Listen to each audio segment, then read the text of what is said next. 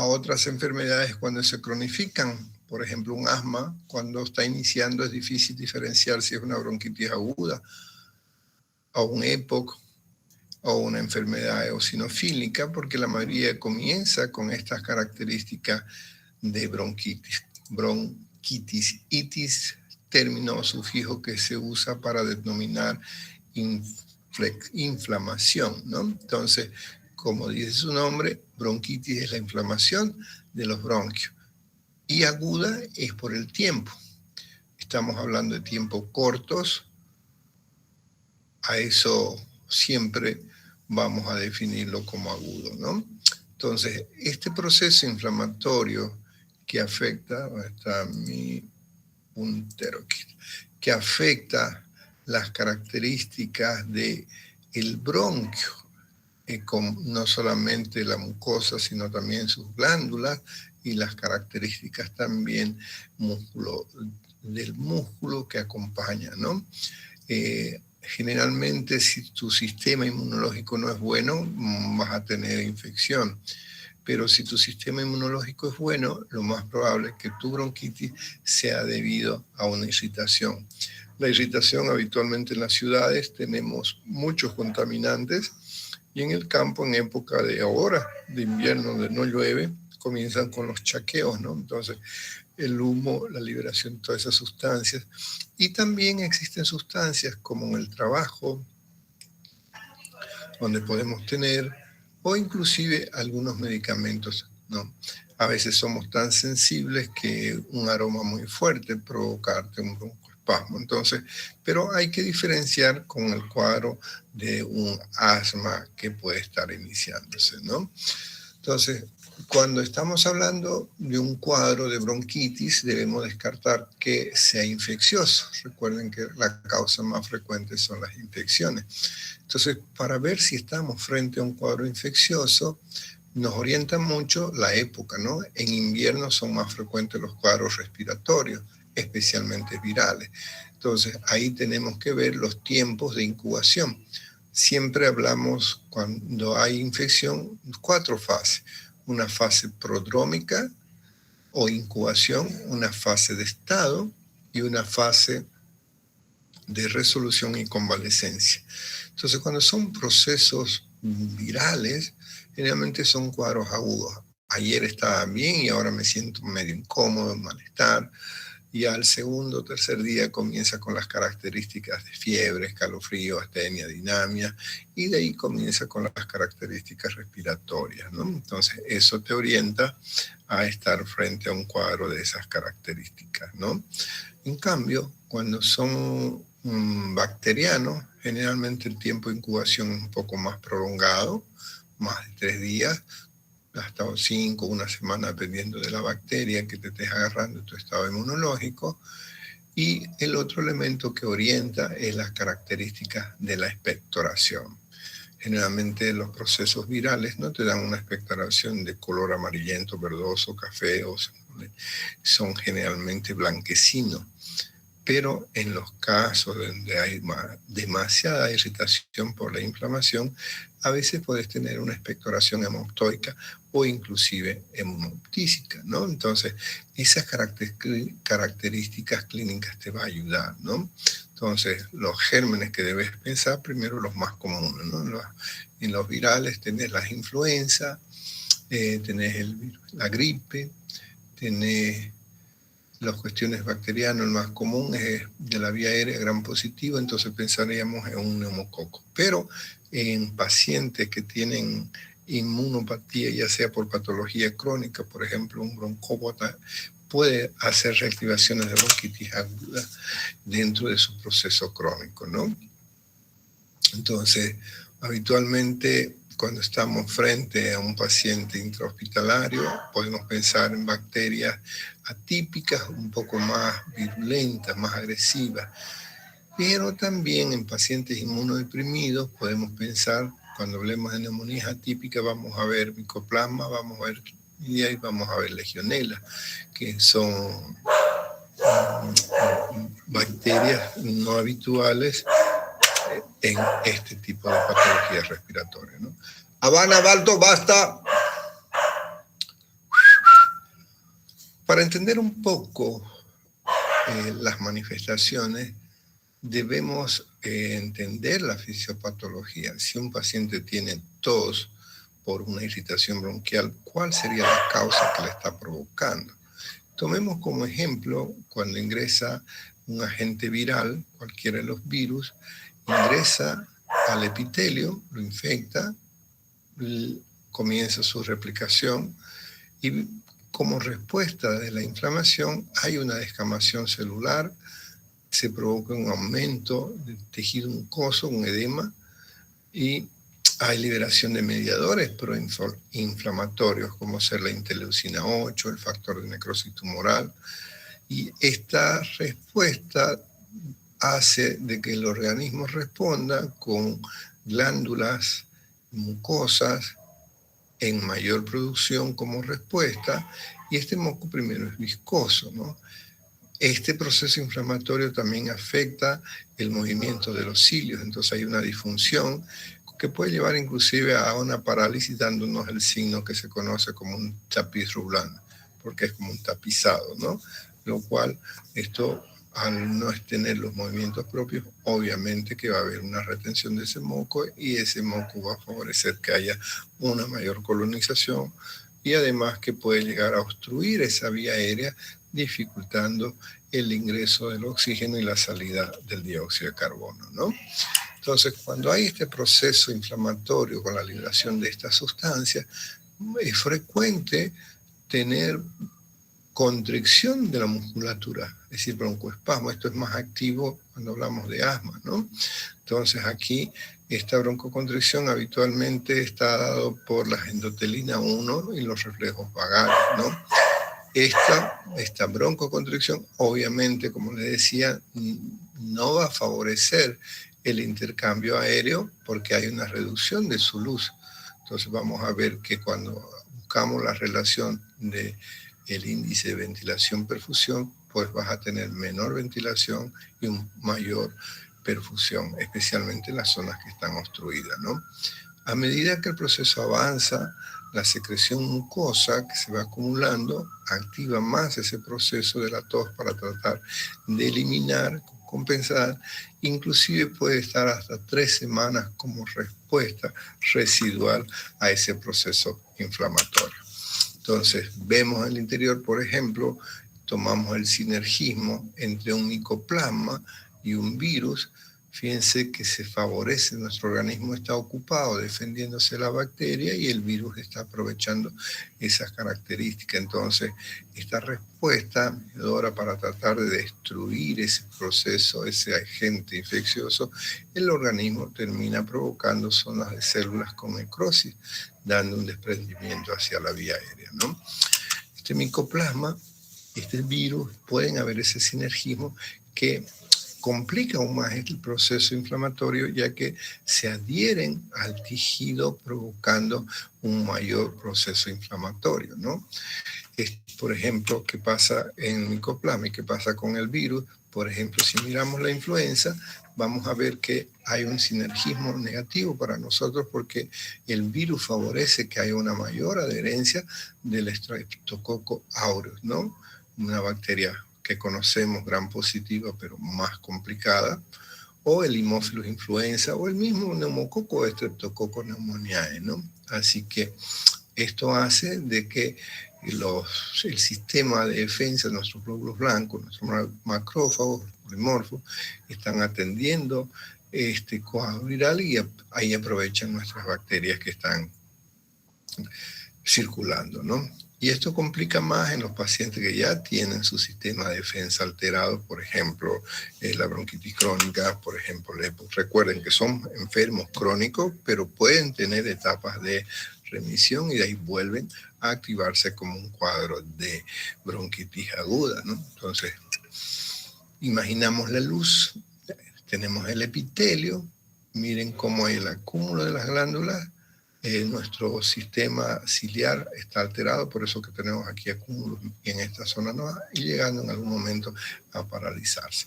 Pero no es solamente el problema de la obstrucción por el moco, sino también el problema está la contracción de las fibras musculares, los cuales Si sumas a esos elementos, pues vas a tener una disminución importante de la luz.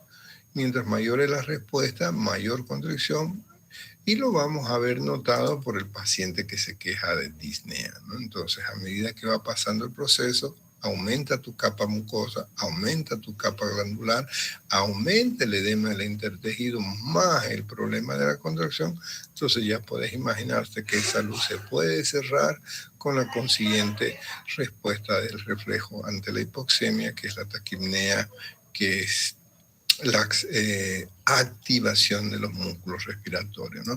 Entonces, esa fisiopatología, si nosotros las comprendemos, vamos a ver que podemos comprender mejor las manifestaciones para poder tomar en cuenta en qué momento estás. Entonces, siempre me van a escuchar en clase cuando estemos hablando de un proceso infeccioso en el sistema respiratorio, pero esta lógica se aplica también a cualquier parte de los órganos. Tenemos que identificar primero, imagínense 3 anillos que están unidos. Un anillo, el agente, el otro anillo, el huésped, y el otro anillo, el medio, ¿no? Entonces, ¿qué miro primero? El huésped. ¿Es un huésped? ¿Es una persona? ¿Es un enfermo que tiene defensas buenas o que tiene defensas malas? Entonces, el huésped, un inmunocomprometido, obviamente que tengo mayor posibilidades de complicaciones de un cuadro simple, una bronquitis, que puede desarrollarse una neumonía, bronconeumonía, sepsis o choque, ¿no? Entonces, vamos a ver que el cuadro puede comenzar como si fuera un cuadro de resfrío, un cuadro catarral, con picazón de la nariz, estornudo, molestia en la garganta, después un poco de afonía, es decir, que la voz está un poco ronca. Después vamos a ver que le molesta para alimentarse, hay una disfagia, y de ahí comienza la tos. Y esa tos, a medida que aumenta su intensidad, por la contracción de los músculos más la irritación del epitelio, te provoca un dolor retroesternal que se exacerba con el acceso de tos. Entonces, ahí estás en el periodo prodrómico o en el periodo de estado. Ya estás en el periodo de estado. Entonces, cuando tu paciente viene en esta etapa, tenés que preguntarle desde cuándo, como venimos hablando en la práctica, cada manifestación, desde cuándo tengo que averiguar para ver en qué momento estoy. Si tuvo un malestar de periodo corto, su astenia, su decaimiento, voy a pensar en un cuadro viral. Pero si su cuadro prodrómico es más de 3, 5 días, 7, 2, 3, voy a pensar en un cuadro bacteriano, dependiendo de dónde, ¿no? De ahí que es importante identificar primero el periodo de incubación. Y de ahí, a medida que está el proceso, lo que está la enfermedad, vamos a ver que esa tos que de inicio era seca se convierte en acompañada de expectoración. Y esta expectoración de inicio es escasa, de ahí va aumentando y es importante la coloración.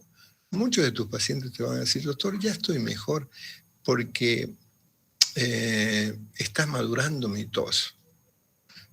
Ellos no se dan cuenta que a lo que llaman madurando, a lo que dicen esa tos, ¿por qué creen que está madurando? Porque ya la flema se ve verde. Más bien eso es a lo contrario, se está complicando. Porque el moco tiene que ser blanquecino, natural, y si está aumentado en viral, aumenta la cantidad, pero no cambia el color. Cambia un color verde, amarillento, lo más probable es que estamos frente a un neumococo. De ahí la importancia. Entonces, el criterio de la fiebre, ambos pueden tener bacterianos o virales. Perdón, eso es hambre. Hay que ver entonces qué tan alta es la fiebre. Vamos a ver cuando hablemos de la neumonía atípica que hay algunos procesos bacterianos que tienen fiebrecita y hay otros que tienen fiebre sanga, ¿no? Bueno, está mal dicho, fiebre sanga se dice hipertermia, ¿no? Temperaturas muy elevadas. Entonces, a la infección, mientras estás hablando con tu paciente, vos notas una fase congestiva, ¿no? Los ojos rojos, la nariz roja. Ahí típico de un cuadro catarral. Y a la auscultación te vas a la tráquea, te vas a la región traqueobronquial y de ahí te vas al bronquio. Habitualmente vas a encontrar los estertores de bronquio o de la vía aérea. Estertores, recordamos que son ruidos anormales. Estos pueden ser estertores secos, roncus y sibilancia, o estertores húmedos crepitantes, de pequeña, mediana, gran burbuja, como hemos aprendido en semiología. Entonces el paciente habitualmente tiene roncus y sibilancia. Algo que nos ayuda un poquito a orientarnos si estamos en el inicio de un cuadro, una bronquitis asmática o es una bronquitis aguda, es la sibilancia. En los cuadros bronquitis aguda, la sibilancia está tanto en inspiración como en la expiración. En cambio, bueno, no es 100%, ¿no? Pero en la mayoría, eso lo vamos a ver, también los pacientes con asma, su tendencia es que las sibilancias sean más de tipo expiratorio. Algo que te orienta es la capacidad de fonación.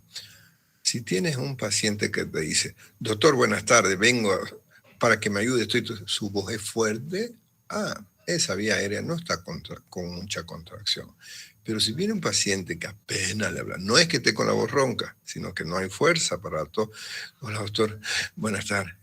Lo siente fatigadito, taquipneico, ahí su cuadro de broncoespasmo es mayor. Y te vas a tener sorpresa cuando auscultas a un paciente con una bronquitis severa y no escuchas ningún estertor. Eso más bien es gravísimo, porque significa que la vía aérea está muy cerrada, que no permite el intercambio gaseoso para tener los sonidos, ¿no? Entonces, este cuadro clínico, generalmente los cuadros virales, 3, 4 días acaban, ¿no? Pero en ocasiones, como les mencionaba hace un momento, podemos tener cuadros con proceso inflamatorio residual hasta más de 2 semanas, pero nunca de meses, ¿no? Si estamos con cuadro de meses, hay que descartar otra posibilidad. Y tomen en cuenta, por favor, el anillo que le corresponde al huésped. Pregunten, ¿qué patología tiene antes? Si el paciente ya trae un problema pulmonar, ahí tenés que definir de qué se trata. Cuando hablemos de bronquitis crónica, cuando hablemos de enfisema, cuando hablemos de EPOC, enfermedad pulmonar obstructiva crónica, en la fibrosis pulmonar, vamos a recordar esta primera clase, porque muchas de las enfermedades pueden tener compromiso bronquial y parenquimatoso. En cambio, aquí la bronquitis, y lo pregunto siempre en examen para que lo tomen en cuenta, es que el parénquima no está comprometido. No tenés crepitaciones. No hay manifestaciones de condensación. Pero recuerden que una bronquitis aguda se puede complicar con una neumonía, dándonos una bronconeumonía. En casos donde la tos es muy intensa y además que puede ser que el paciente tenga algún grado de fragilidad capilar, puedes tener formas con hemoptisis importante o en formas hemoptoicas, ¿sí? El otro día nos llegó una paciente con hemoptisis franca, pero no era una bronquitis, era una enfermedad eosinofílica, ¿no? Entonces, el diagnóstico es clínico. No necesito laboratorio. Cuando decimos clínico significa que has hecho una buena entrevista. Ahorita voy con ustedes. Gracias, mamita. Lo que les decía que tienen que ver, cuando decimos clínica, significa que estás haciendo una anamnesis apropiada y un examen clínico, inspección, palpación, percusión, auscultación. Entonces, por los datos de la entrevista, vos dices, no, esto es una bronquitis aguda y no necesitamos hacer análisis. Hay una condición. Si tu huésped es inmunocompetente y estás empezando con cuadro bronquitis, puede complicarse. Entonces, en ese paciente sí haré estudios, como vimos en los métodos complementarios, le pediré un cultivo y antibiograma de esputo, le pediré una tinción de Gram, como estamos viendo en el gráfico, para ver si el predominio es Gram positivo o Gram negativo. Y en ocasiones hasta le puedo pedir una radiografía o una tomografía. Eso influye el huésped. Porque si yo no considero el huésped, lo tomo con una bronquitis simple en un paciente inmunodeprimido, a los 3 días estás con un paciente hospitalizado en terapia intensiva por una insuficiencia respiratoria por un cuadro de bronconeumonía. Es decir, no lo tomaste en cuenta. Pero si tu paciente es inmunocompetente y es solo por cambio de clima, porque se mojó, etc., ese no hace falta ningún laboratorio. Entonces, en base ya tienes el diagnóstico, vas a hacer tu tratamiento. ¿Cuál es tu tratamiento? Sintomático. Si está con fiebre, remedio para la fiebre. ¿Cuál le damos? Un AINE. Hay que tener cuidado cuando decidimos aspirina o ácido acetilsalicílico, porque si es un cuadro asmático es posible que el medicamento más bien complique con un broncoespasmo mayor. Entonces, habitualmente, ¿qué es lo que usamos? Paracetamol. Entonces, los pacientes con bronquitis aguda son pacientes manejados ambulatorios, ¿ok? Entonces, mire, don Pedro, mi doña María, le voy a dar esta receta, agarro, pongo el nombre, Pedro Tarifa, fecha 16/06/25, me va a tomar este paracetamol, nombre del producto, ¿en qué? En comprimido. La concentración de 500. La cantidad le voy a dar una cada 6 horas por 3 días para que vuelva a su control. 3 por 3 son 9. Número 10. Tomar un comprimido cada 6 horas. Está con mucha expectoración, tengo que recomendarle que tome bastante líquido, que no sea frío, que no haya cambios de temperatura. Generalmente el mejor fluidificante es el líquido, tomar agua. Pero, siempre hay un pero, si tu huésped es una persona mayor con cardiopatía o riesgo de nefropatía, ahí tengo que tener precaución con los líquidos. Tengo que disminuir la cantidad de líquido y en ese caso le voy a dar un mucolítico.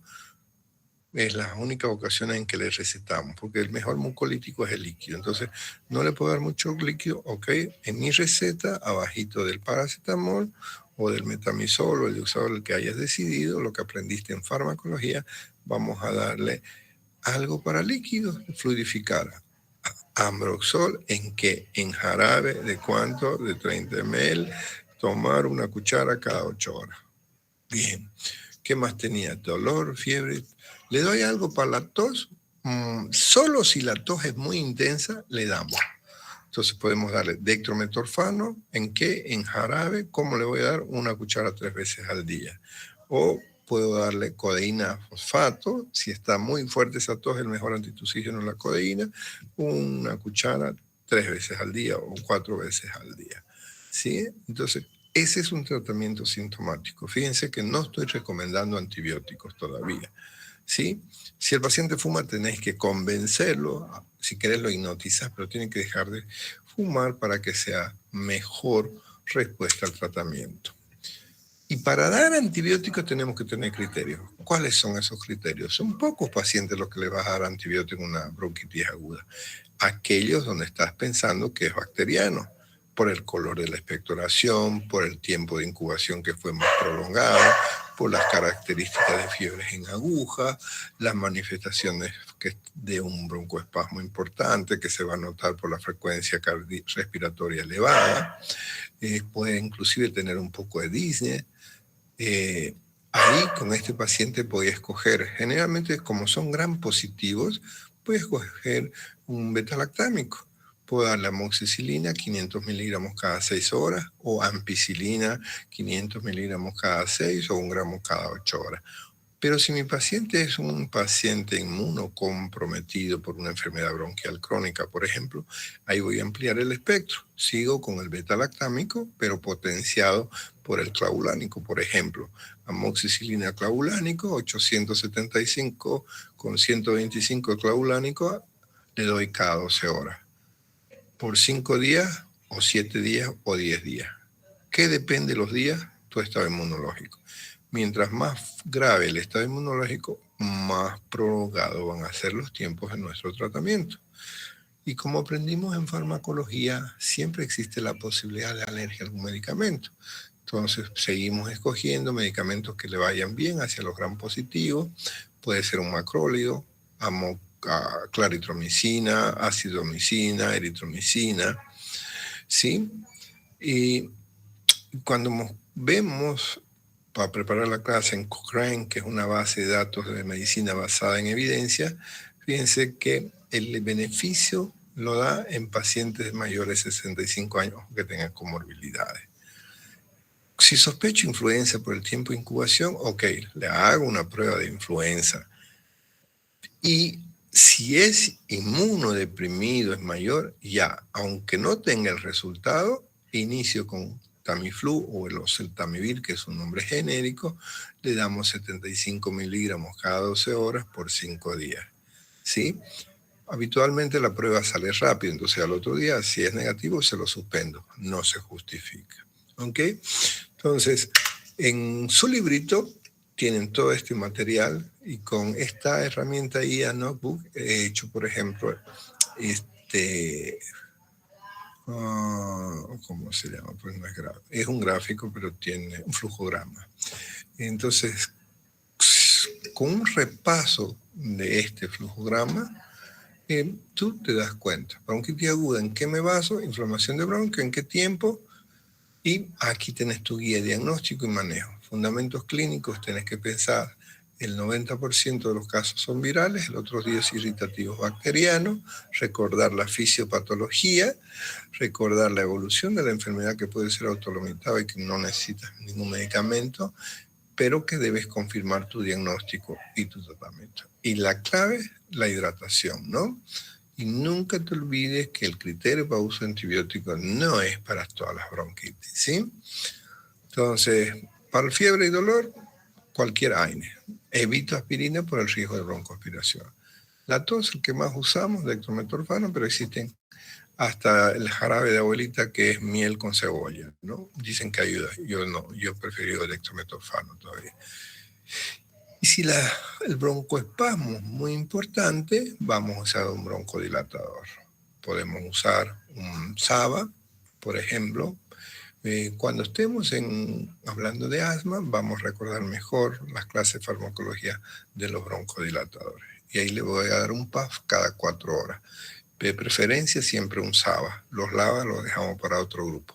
SABA, LAVA lo vamos a comprender que son abreviaciones en inglés de S de short, de corta, Action, SABA, beta agonista. LAMA, long action. Y ahí tenés los SAMA, short action antimuscarinic, y tenés los LAMA. SAMA, LAMA. SABA, LAVA.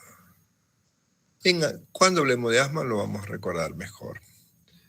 Ok, ¿alguna pregunta?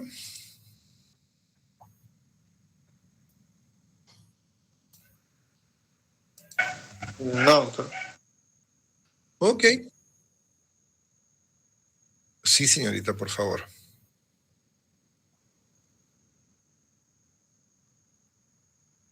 ¿El cuál?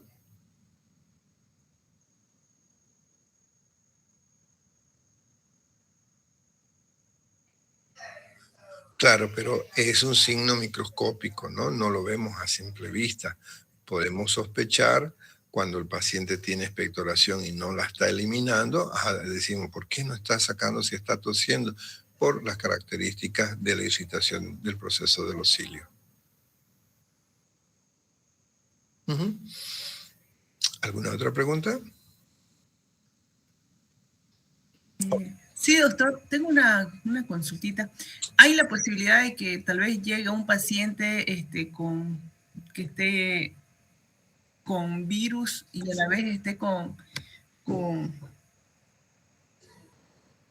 bacterias, o sea, que esté con un cuadro viral y bacteriano? Sí, sí, claro. Ahí le mostraba el ejemplo en la fisiopatología, porque es común que tu cuerpo se está defendiendo de un virus y ahí aprovecha las bacterias que las tenés circulando en tu árbol respiratorio, ¿no? O a veces tienes una boca séptica. Entonces, por eso es que el paciente a veces cree que está mejorando porque está madurando y no se da cuenta que el cuadro viral ahora se le está complicando con un cuadro bacteriano. Pueden estar las dos simultáneas. Claro. Y en ese caso ya aplicaría también solamente lo que es la parte de los antibióticos, doctor. Claro. Ya no solo para o sea, aumento lo que es para la tos y a la vez los antibióticos. Sí, claro. Si tenés un paciente sano, inmunocompetente y que está con una bronquitis, ni necesitas darle antibiótico, él lo va a eliminar. Lo mismo que un cuadro viral. Pero si tu paciente es inmunocomprometido por cualquier causa y ves que hay un proceso bacteriano, es recomendable el uso del antibiótico. Listo, doctor, muy amable, gracias. De nada. ¿Alguna otra pregunta? Ok, vámonos a ver el partido. Hoy juega Argentina, vamos a hacer barra a un equipo vecino. Que tengan muy bien. Grande. Gracias. Hasta luego. Gracias. Gracias. Gracias.